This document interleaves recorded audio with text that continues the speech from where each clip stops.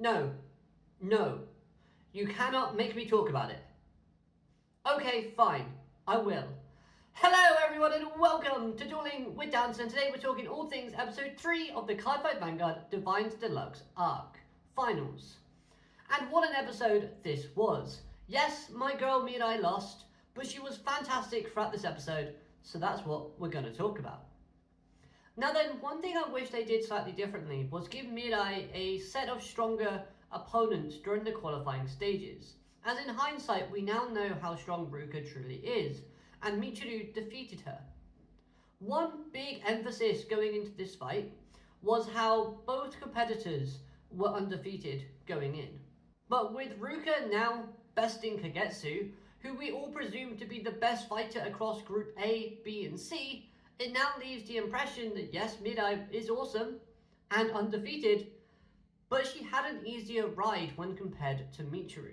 So then, while on the topic of Meiri, let's talk about her, as this episode did a perfect job of displaying her seriousness and her childish side.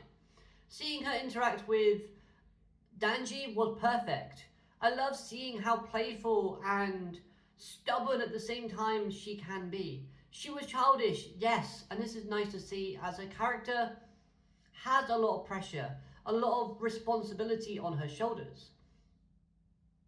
Also, the interaction with her brother is really sweet, in fact, because she's had a lot of time taken away from herself and her brother, meaning they need to get that connection back. So her actions and her emotions, I think, were valid in this episode. Let the girl unwind and spend time with her brother and just enjoy life a little bit more without the pressures of being a leader of a group. Okay, her anger and frustration towards Michiru for him for taking her brother away was a little bit too childish, but hey, it's shades of season 1. Sometimes her controlling and protective side creeps out, and we just gotta love her or hate her for it. And you know what side I'm on.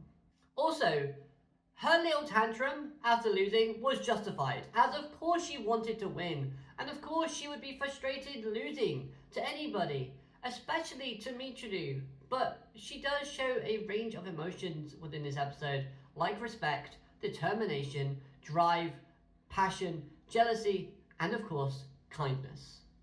The animation in this episode was crazy good, and I always love it when a blind character in any anime opens their eyes, as it gives off that intimidation factor, and they captured this perfectly with Meiri here.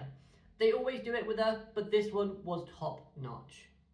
On the topic of eyes though, you have Michiru looking very gentle and kind with his eyes shown, which is a rare opportunity because we don't see that very often, giving us this split contrast between the two characters.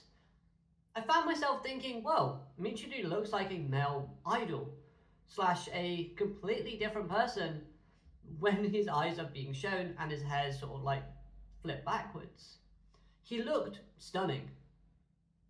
Another thing I loved about the animation were the monsters. Getting those expressions and reactions from the units themselves is always awesome to see. I love it whether it's in Yu-Gi-Oh! Or Vanguard or whatever game you have. Whenever a monster showcases some form of expression or emotion, this also just hypes up the episode a lot more. Also, seeing the running trend of Meiri misplacing her cards is a thing that I love too. It's a very small detail, but it's an element that adds to her character so much more and makes it more relatable because, well, she's blind. She's still not going to be able to place things perfectly every single time. Now then, back to Michiru. A few things. Firstly, saying the phrase, "see a sight that no one has seen before," to a blind girl is just a crazy thing to say. And the other thing was his reaction to Meiri saying that Danji wouldn't be his friend anymore if Michiru wasn't the best or strongest fighter. That reaction genuinely made me sad because it really does show that Michiru does see Danji as a friend and as someone important. Oh, and what's this about Michiru not even being at full strength yet?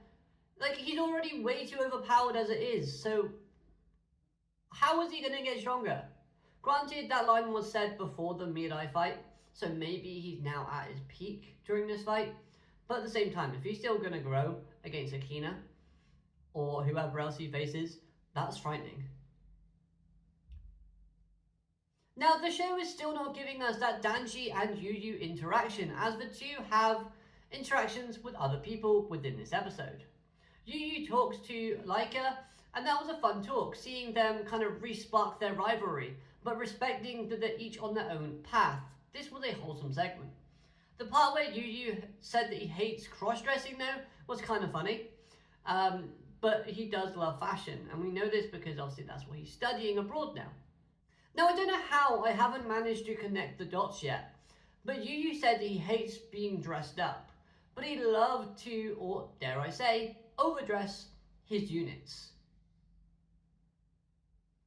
Now, of course, he's making his units more powerful and stronger, so in a sense, that's a good thing. But then when you look at it from his sister's point of view, his sisters were making him more powerful / confident / dazzling. So, in a way, it does kind of go full circle. The Blackout and Danji interaction was fitting because of the comedy aspect, and it filled a gap while showing that they know him all too well. And I do like the fact that these characters, no matter how many times they go their separate ways to pursue different things, they always stay the same while improving, but also at the core, they all are one big family. So, with two semi-finalists revealed in Ruka and Michiru, we look ahead at the next match between Edeka and Suo. Now, I love this, as you know, because it's going to be an emotional roller coaster. So hopefully, the emotion and sparks will shine and fly throughout. So if you're excited, hit that like button, hit subscribe, and you'll hear my thoughts as we move on to the next episode.